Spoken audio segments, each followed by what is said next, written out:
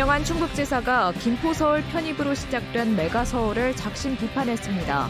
대전시장의 옥천군 편입 주장은 얘기할 가치도 없다고 일축했습니다. 수능을 일주일 앞두고 도교육청이 수능 시험장 관리 대책을 발표했습니다. 올해는 코로나19 확진자 격리 없이 시험이 치러집니다. 전화금융사기 수거책이 택시기사의 기지로 현행범 체포됐습니다. 보안이 취약한 상가의 금고를 통째로 훔친 40대도 경찰에 붙잡혔습니다. 네, 시청자 여러분 안녕하십니까? 계속해서 MBC 뉴스투데이 충북입니다. 국민의힘이 추진 중인 이른바 메가서울 구상에 대해 김영환 충북지사가 문제의 본질을 크게 벗어난 현실 인식이라고 비판했습니다. 대전시장이 불을 지핀 세종 우선 통합과 또 옥천군 편입에 대해서도 얘기할 가치가 없다고 일축했습니다. 정재영 기자가 전해드립니다. 경기 김포시의 서울 편입, 이른바 메가서울을 당론으로 정해 특위까지 출범시킨 국민의힘.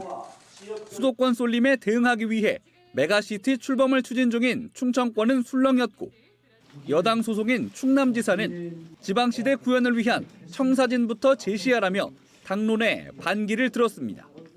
서울 주변에 그런 행정구역 정비 이런 부분보다도 지방 메가시티가 저는 우선이다. 저는 이렇게 봐요. 대전시장은 경기 북도를 추진한 경기지사의 과욕에서 문제가 촉발됐다며 화살을 돌렸고 세종시장은 서울 확대가 아닌 불합리한 행정구역의 조정이라며 부정 여론을 경계했습니다. 이 논의를 전국의 불합리한 경계 조정 내지는 메가시티라는 우리 광역행정 체계 이런 문제를 근본적으로 검토해 나가는 계기로 삼아야 올지. 충청권 마지막 주자인 김영환 충북지사는 SNS를 통해 메가서울 구상을 비판하며 다소 부정적인 입장을 내놨습니다. 지방 분권의 핵심은 수도권 인구의 분산인데 이 문제를 그냥 놔두고 김포를 어디에 두느냐 하는 문제는 부차적이라고 한 겁니다. 중부 내륙에 대한 지원과 규제 완화, 교육 특구 지정 등 크게 세 가지를 지방 분산을 위한 선결 과제로 제시하면서 문제 해결이 선행되지 않은 수도권 내에서의 경계선 긋기는 본질에서 크게 벗어난 현실 인식이라고 강조했습니다. 대전시장이 꺼낸 대전-세종 우선 통합과 옥천군 편입에 대해서도 MBC와의 통화에서 따로 입장을 밝혔습니다.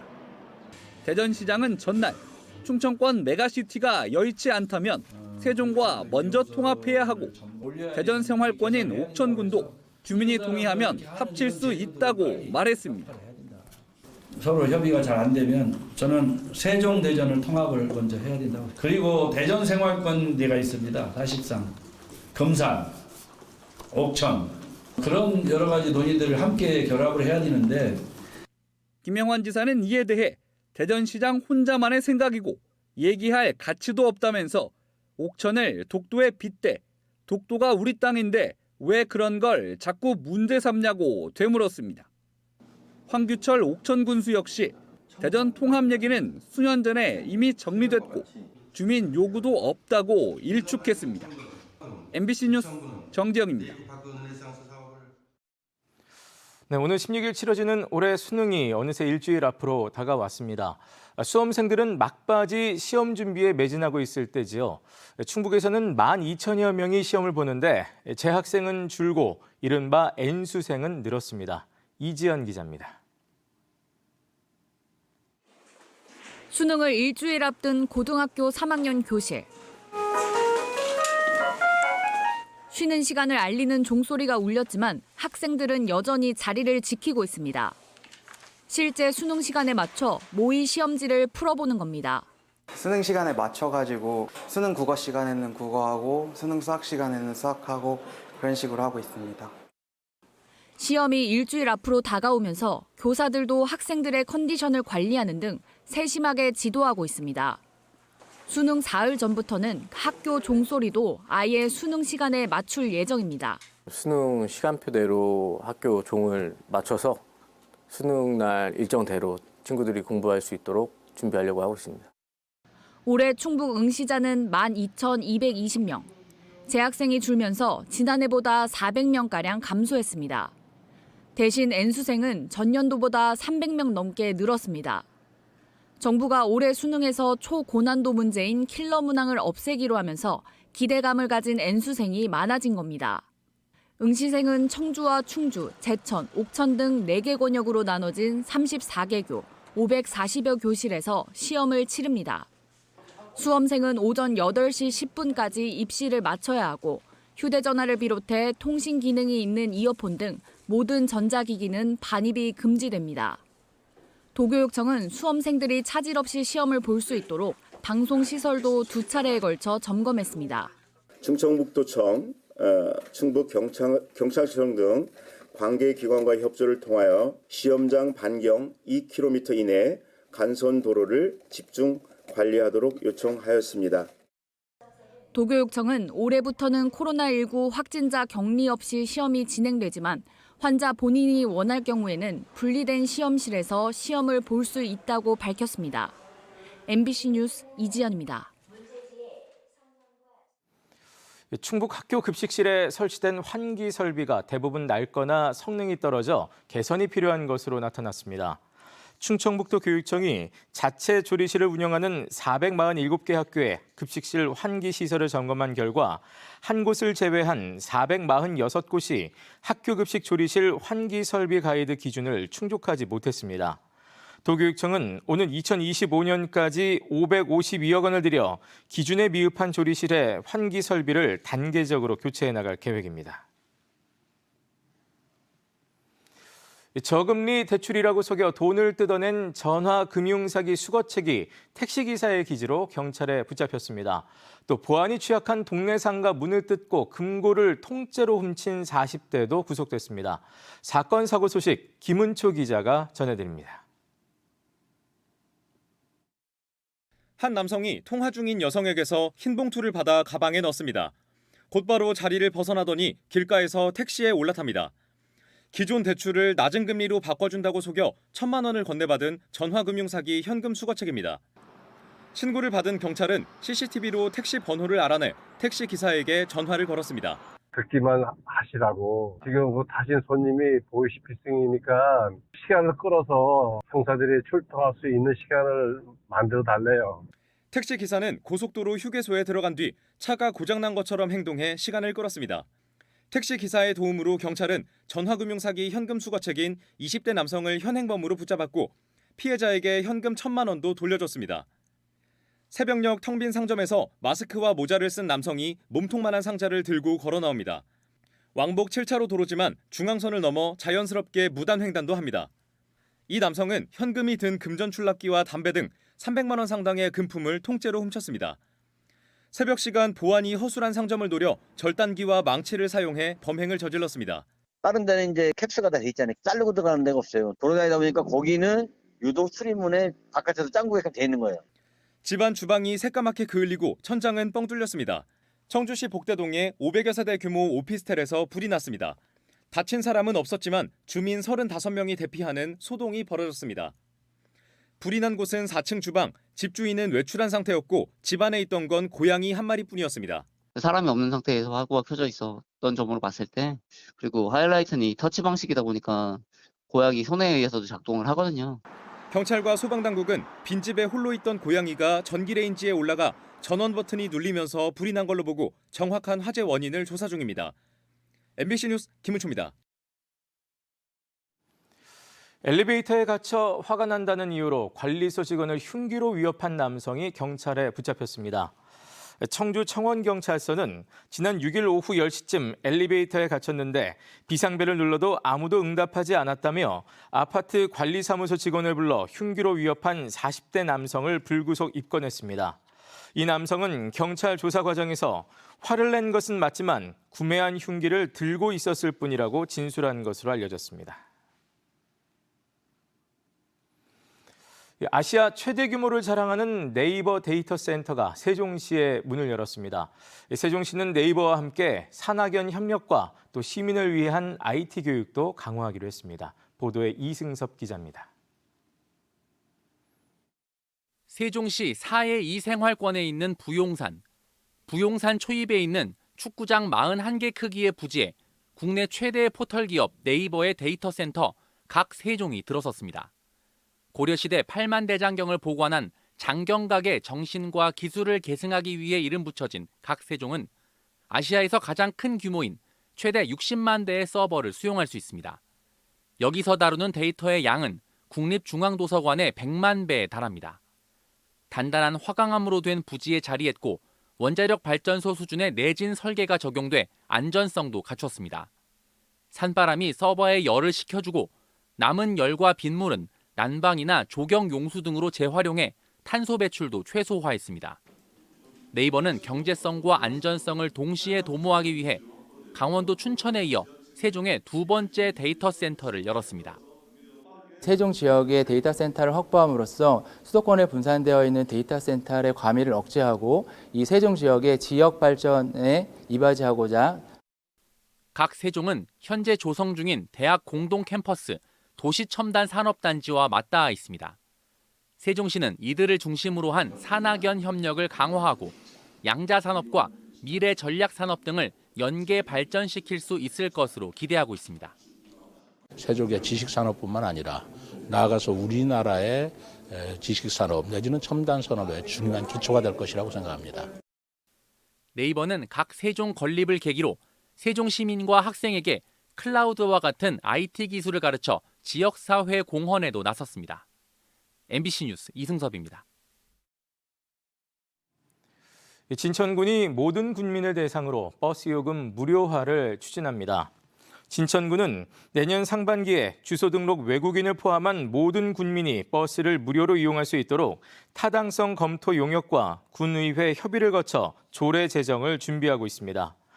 이를 위해 진천군이 진천역에게 지원할 예산은 연간 10억 원 정도로 추산되며 청주와 진천을 오가는 711번 노선은 제외됩니다. 지역 주민들에게 버스 요금을 전액 지원하는 것은 경북 청송군과 전남 완도군에 이어 진천군이 전국에서 세 번째입니다.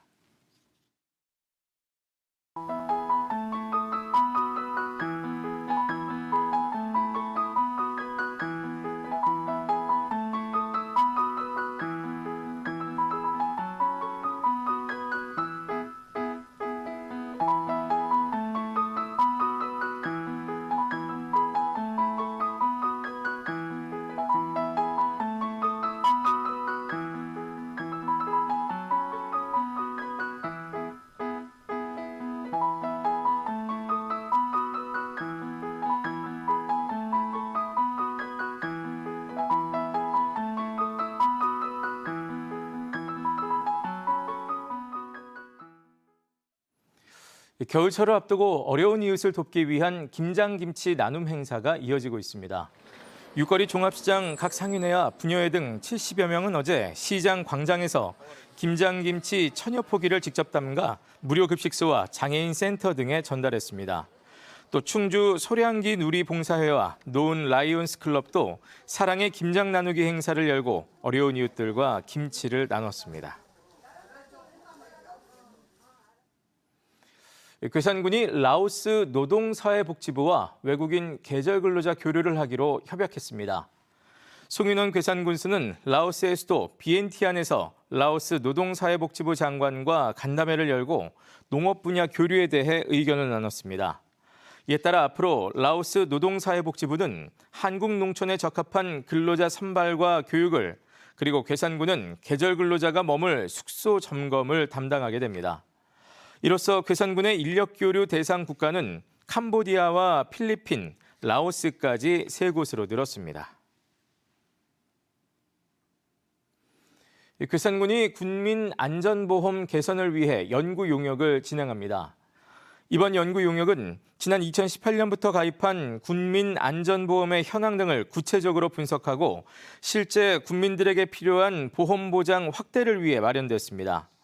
한편 괴산군이 올해 군민 안전보험에 낸 보험료는 5천만 원이었지만 괴산 지역에서는 11건의 각종 사건 사고로 지역 주민들에게 1억 1,600만 원의 보험금이 지급됐습니다.